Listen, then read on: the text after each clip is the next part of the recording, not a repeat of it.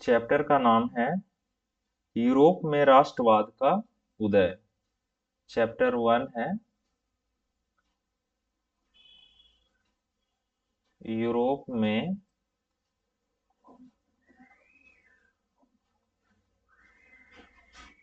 राष्ट्रवाद का उदय।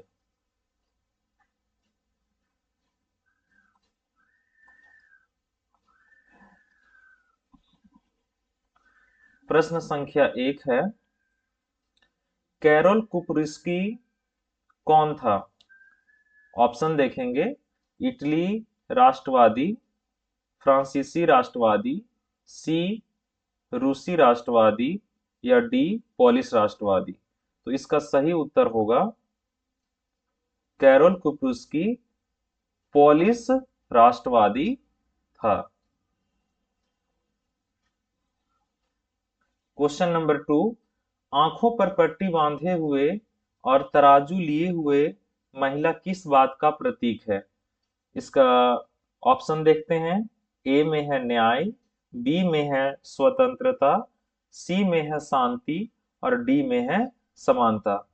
तो आंखों पर पट्टी बांधे हुए तराजू लिए हुए महिला किस बात के संकेत है, किस बात का प्रतीक है? तो इसका सही उत्तर होगा ए, न्याय का प्रतीक है। नेक्स्ट प्रश्न देखेंगे, बुब्रो राजवंश का शासन किस देश में था? तो ऑप्शन देखते हैं। ए रूस में, बी इंग्लैंड में, सी फ्रांस में और डी अमेरिका में। तो इसका सही उत्तर होगा बुब्रो फ्रांस, फ्रांस में शासन किया था। नेक्स्ट प्रश्न, किस संधि के द्वारा यूनान को एक स्वतंत्र राष्ट्र के रूप में मान्यता मिली? ऑप्शन देखेंगे।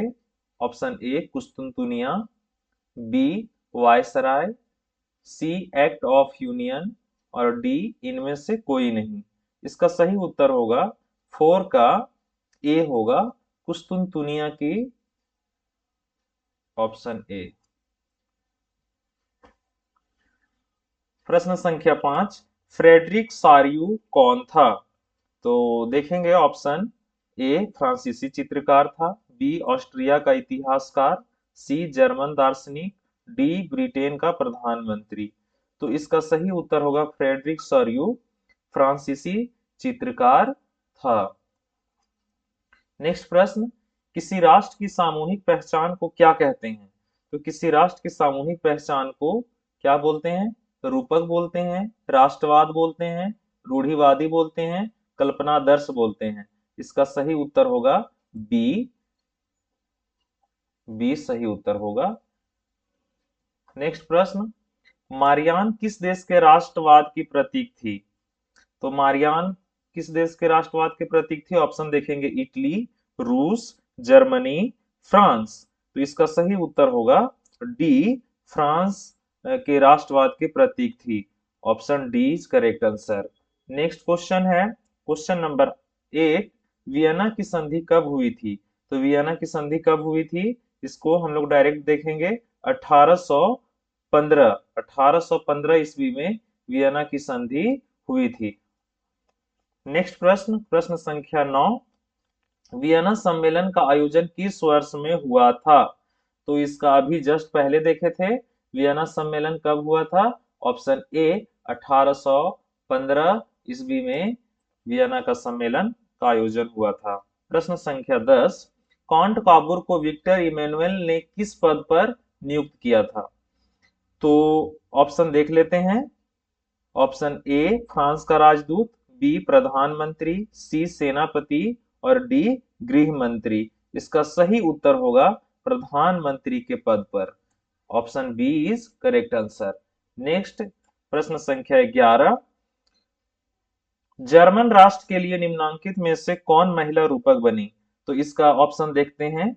मारियान, जर्मेनिया, ब्रिटेनिया या मेजिनी। जैसे ही नाम से ही पता चल रहा है जर्मन राष्ट्र के लिए, तो इसका सही उत्तर होगा बी, जर्मन से जर्मेनिया हम लोग याद करके रख सकते हैं। इसका सही उत्तर होगा जर्मेनिया। प्रश्न संख्या 12, ऐसी सरकार या शासन व्यवस्था जिसकी सत्ता पर किसी प्रकार का अंकुश नहीं होता क्या कहलाती है? ए उदारवाद, बी राष्ट्रवाद, सी निरंकुशवाद और डी प्रजातंत्र। तो इसका सही उत्तर होगा निरंकुशवाद।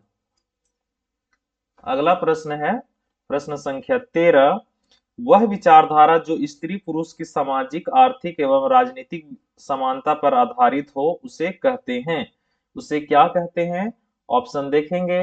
ऑप्शन ए है विकासवाद, बी है नारीवाद, सी है महिला आयोग, डी है मातृसत्ता। ऑप्शन बी इसका सही उत्तर होगा नारीवाद। अगला प्रश्न है प्रश्न संख्या 14, निम्नांकित में से किसे एकीकृत इटली का प्रथम शासक घोषित किया गया था? तो इसका सही उत्तर होगा, देखते हैं, ए में है king George two, Kaiser William four, Nicholas two, Victor Emmanuel two, है ना? तो इसका सही उत्तर होगा 14 का D, Victor Emmanuel Emmanuel second.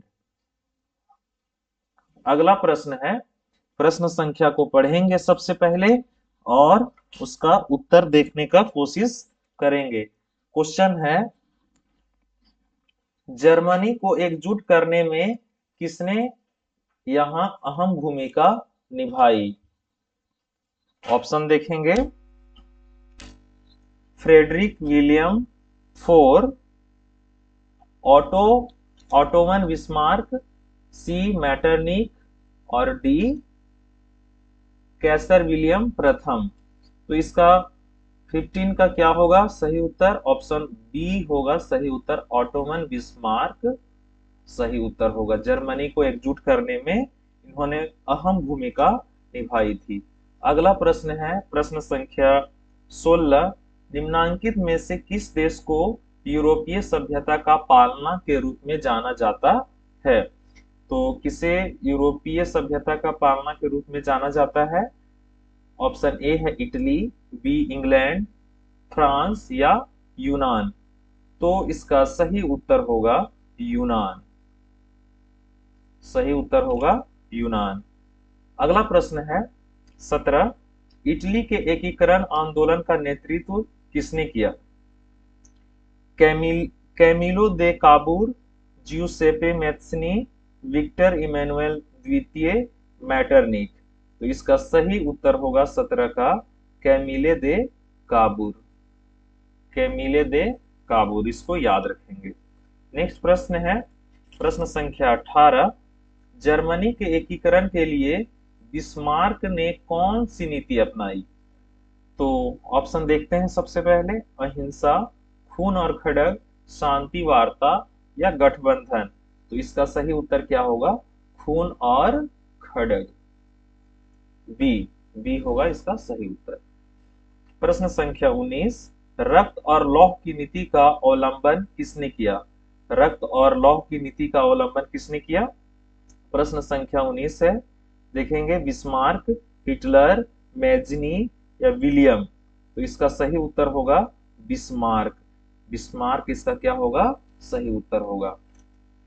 प्रश्न संख्या 20, कब यूनान को एक स्वतंत्र राष्ट्र के रूप में मान्यता मिली?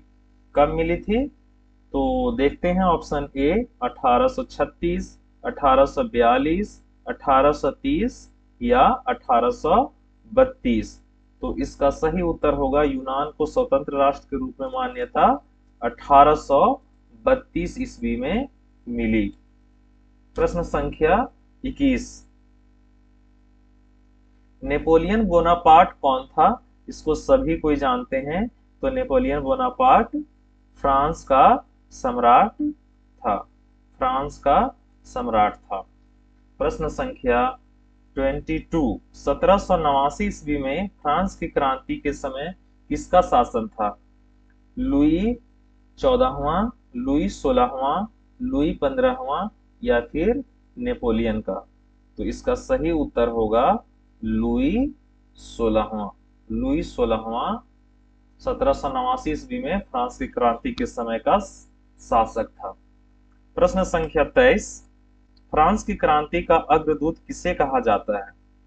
तो फ्रांस की शांति का अग्रदूत देखते हैं कौन किसको बोलते हैं।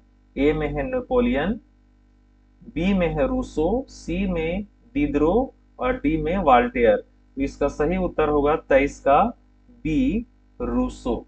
रूसो होगा इसका सही उत्तर। प्रश्न संख्या 24, जियुसेप्पे मैत्सिनी का जन्म कब और कहाँ हुआ था? तो ऑप्शन देखते हैं, 1802 ईस्वी जिनेवा में, या फिर 1810 ईस्वी फ्रांस, 1812 ईस्वी इटली, 1807 ईस्वी जिनेवा। तो इसका सही उत्तर होगा जियोसेपे मैत्सिनी का जन्म कब हुआ था? 1807 ईस्वी में। और कहाँ हुआ था? तो जिनेवा में। तो ऑप्शन डी इसका सही उत्तर होगा। प्रश्न संख्या 25, फ्रांस की क्रांति कब हुई? फ्रांस की क्रांति कब हुई? 1757, 1765, 1776, 1789। इसका सही उत्तर होगा 1789 ईस्वी में फ्रांस की क्रांति हुई थी। अगला प्रश्न है, सामाजिक उपबंध नामक पुस्तक के लेखक कौन थे? तो सामाजिक उपबंध नामक पुस्तक के लेखक कौन थे? ऑप्शन ए है रूसो, बी मॉन्टेस्क्यू, सी दिदरो या वाल्टेयर। तो इसका सही उत्तर होगा रूसो। रूसो इसका क्या होगा? सही उत्तर होगा। अगला प्रश्न है प्रश्न संख्या 27, यंग इटली सोसाइटी की स्थापना किसने की थी? तो यंग इटली सोसाइटी की स्थापना किसने की है? ऑप्शन ए है कैबूर, बिस्मार्क, मेजनी, गैरीबॉल्डी। तो इसका सही उत्तर होगा मेजिनी। मेजनी होगा। अगला प्रश्न है प्रश्न संख्या 28, जब फ्रांस छींकता है तो बाकी यूरोप सर्दी जुकाम हो जाता है, यह कथन किसका है? ऑप्शन ए है मैथ्सनी, बी मैटरनिक, सी बिस्मार्क और डी रूसो। तो इसका सही उत्तर क्या होगा? मैटरनिक। मैटरनिक होगा इसका सही उत्तर। अगला प्रश्न है प्रश्न संख्या 29, द स्पिरिट ऑफ लॉ नामक पुस्तक के लेखक कौन थे? बुक का नाम है द स्पिरिट ऑफ लॉ नामक पुस्तक के लेखक कौन थे? तो इसके लेखक कौन हैं?